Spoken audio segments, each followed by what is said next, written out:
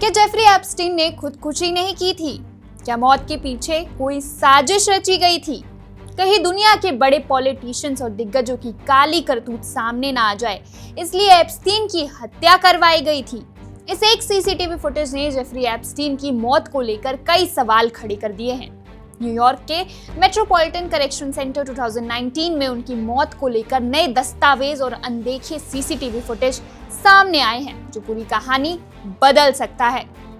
इस फुटेज में देर रात एप्स्टीन के सेल के पास एक ऑरेंज कलर्ड फिगर को सीढ़ियां चढ़ते देखा जा रहा है। कलर देखकर लगता है जैसे कोई जेल का कैदी हो सकता है, लेकिन डिपार्टमेंट ऑफ जस्टिस ने पहले दावा किया था कि उस समय वहां पर कोई नहीं गया था। डीओजी की वेबसाइट पर कुछ समय के लिए एक वीडियो भी पोस्ट किया गया था जिसमें एप्स्टीन की मौत दिखाई गई थी, लेकिन बाद में ये वीडियो फर्जी साबित हो गया और हटा दिया गया। अब सवाल उठता है, क्या सच में ये खुदकुशी थी या किसी साजिश का हिस्सा? देखिए इस रिपोर्ट में। हाल ही में जारी न्याय विभाग के दस्तावेज हाल के इतिहास की सबसे कुख्यात मौतों में से एक 2019 में मेट्रोपॉलिटन करेक्शनल सेंटर में जेफरी एप्स्टीन की मौत पर चौंकाने वाला प्रकाश डाल रहे हैं और एक बार फिर फुटेज और आधिकारिक लॉग मेल खाते नहीं दिख रहे हैं। दस्तावेज 2026 की शुरुआत में जारी 30 लाख से अधिक फाइलों के विशाल भंडार का हिस्सा है, जो 9 अगस्त 2019 को रात 10:39 बजे निगरानी में पकड़ी गई एक धुंधली आकृति पर केंद्रित है। नारंगी कपड़े पहने वो आकृति एप्स्टीन के अलग थलग एल टियर की ओर सीढ़ियां चढ़ते हुए देखी गई थी, जो सबसे जोखिम वाले कैदियों के लिए एक उच्च सुरक्षा वाला खंड है।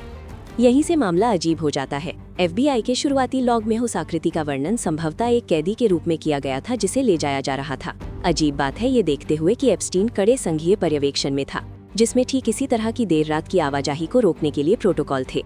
फिर भी न्याय विभाग के महानिरीक्षक ने बाद में उस प्रविष्टि को लिनन या बिस्तर ले जाने वाले एक अज्ञात सुधार अधिकारी के रूप में संशोधित किया, जो सिर्फ 2 मिनट बाद फिर से दिखाई दिया। CBS न्यूज द्वारा लाए गए स्वतंत्र वीडियो विश्लेषकों का कहना है कि ये बिल्कुल भी गार्ड जैसा नहीं लग रहा है। उनका कहना है कि ये गति नारंगी जंपसूट पहने किसी व्यक्ति जैसी लग रही है, न कि चादरें ले जाने वाले किसी व्यक्ति की। और पूर्व अटॉर्नी जनरल बिल बल ने आधिकारिक रिपोर्टों के साथ दावा किया था कि उस रात कोई भी टियर में नहीं घुसा था, लेकिन फुटेज पूरी तरह से इसके विपरीत लग रहा है। रहस्य तब और गहरा गया जब रात 10 बजे से सुबह 3 बजे के बीच विशेष आवास इकाई में कैदियों की संख्या 73 से घटकर 72 हो गई।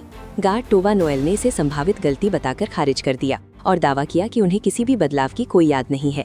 उसने ये भी गवाही दी कि लिनन बांटना उसके कर्तव्यों का हिस्सा कभी नहीं था। उसके साथ ही माइकल थॉमस, जिन्होंने सुबह करीब 6:30 बजे एप्स्टीन का शव पाया था, उन्हें फंदा हटाने की बात याद नहीं आ रही थी, जबकि नोएल का कहना है कि उसने कभी कोई फंदा नहीं देखा। फोरेंसिक ने बाद में पुष्टि की कि बैग में मिला फंदा वास्तविक बंधन नहीं था, जिससे ये सवाल खड़ा हो गया कि वास्तव में एप्स्टीन की गर्दन के चारों ओर क्या था।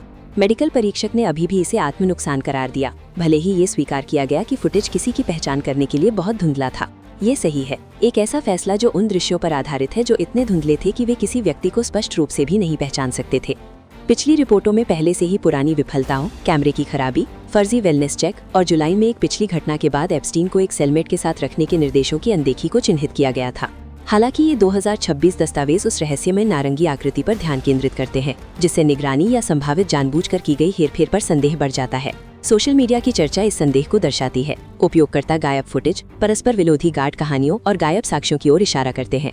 कई लोग सवाल करते हैं कि क्या इस मौत को आत्मप्रेरित दिखाने के लिए प्रणाली में हेरफेर किया गया था।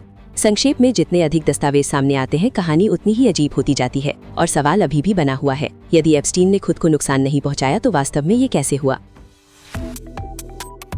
Subscribe to One India and never miss an update.